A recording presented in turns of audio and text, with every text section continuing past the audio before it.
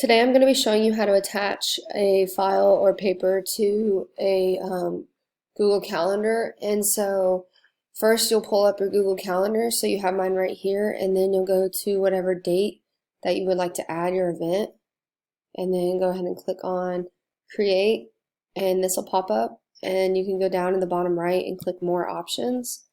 And then once you do that, you'll add your title. So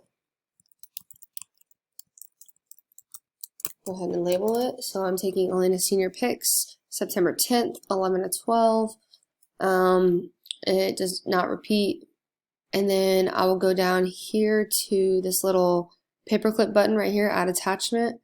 And then, so as you can see, here's her senior pictures, which I've already taken. And you can do documents or you can do pictures or anything. So I'll go ahead and click that, click select. And then if I want a description, I can say, taking Elena's senior pictures at the swamp. Okay, and so then after that, if we want to add Elena to it, which I will go over here to add guests, and this is her email, so then I'll go ahead and click that. And then, so I'm the organizer, and then it adds her to it.